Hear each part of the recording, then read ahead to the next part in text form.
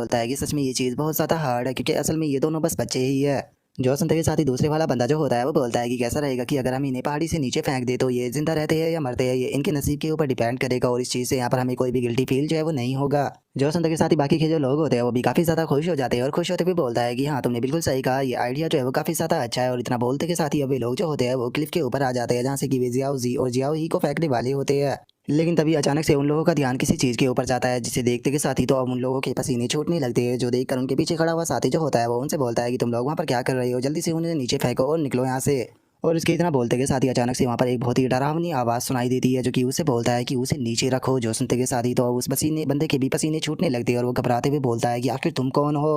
और उन लोगों के इतना बोलते के साथ ही हम देखते हैं कि उन सभी लोगों के सामने जो ली टियान होता है वो खड़ा हुआ होता है जो कि अपनी ओरा को रिलीज कर रहा होता है। और हम देखते हैं कि ली टियान का जो लुक होता है वो भी इतना ज़्यादा खतरनाक लग रहा होता है कि उसे देखने से ही डर लग रहा होता है। और हम देखते हैं कि ली टियान के ऐसे लुक को देखने के बाद में वहाँ पर खड़े हुए लोगों की भी फटने लगती है और उन्हें कुछ भी समझ में नहीं आता कि वे क्या करें। और इससे पहले कि वे कुछ समझ पाते ली टियान जो होता है वो एक एक कर उन सभी को ख़त्म कर देता है। लेकिन तभी हम देखते हैं कि जियाओ ही और जो जियाओ जी होते हैं वो दोनों नीचे गिरने लगते हैं, लेकिन सही टाइम पर ली टियान जो होता है वो आकर उन दोनों को ही पकड़ लेता है। लेकिन तभी जो जियाओ जी होती है वो होश में आ जाती है और जैसे ही वो अपने सामने ली टियान को देखती है तो उसे देखकर वो पूछती है कि क्या आप डैडी हो। और इतना बोलते के साथ ही जो जियाओ जी होती है वो दोबारा से बेहोश हो जाती है।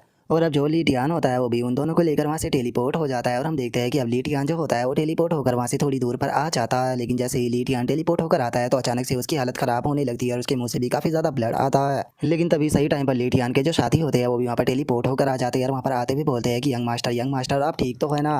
और इतना बोलकर भी ली टियान से जो जियाओ जी और जो जियाओ ही होता है उसे दोनों को ले लेते हैं और उन दोनों को लेने के बाद में पूछते हैं कि क्या यही यंग मिस और यंग मास्टर है। जो सुनकर ली टियान भी उन्हें हाँ बोल देता है। लेकिन तभी जो शू फैंग होता है उसका ध्यान जो होता है वो जियाओ ही के ऊपर जाता है और जैसे ही वो जियाओ ही को देखता है तो वो अचानक से हैरान रह जाता है। हैरान होते हुए बोलता है कि यंग मास्टर मुझे ऐसा लगता है कि यंग मास्टर की बॉडी के अंदर कुछ ना कुछ तो प्रॉब्लम है। और इतना बोलकर वो लीकिंग को ऑर्डर देते हुए उसे बोलता है कि लीकिंग मैं चाहता हूँ कि तुम इसकी बॉडी जो है उसे चेक करो। जो सुनते के साथ ही लीकिंग जो होता है वो अपनी आंखों के ऊपर से पट्टी हटाकर जो जियाओ ही की बॉडी होती है उसे चेक करने लगता है। और जियाओ ही की बॉडी को चेक करते हुए वो ली टियान से बताता है कि हमारे यंग मास्टर का जो टैलेंट है वो सच में बहुत ही ज़्यादा एक्स्ट्रा ऑर्डिनरी है, लेकिन ये क्या इसकी तो जो बोन है वो इनकम्प्लीट है। लेकिन ऐसा तो बिल्कुल भी नहीं हो सकता, आखिर जो बोन है वो इनकम्प्लीट कैसे हो सकती है। ऐसा लगता है कि किसी ने जानबूझकर इनकी हेमनली स्पिरिट बोन जो है उसे इनकी बॉडी से निकाल लिया है।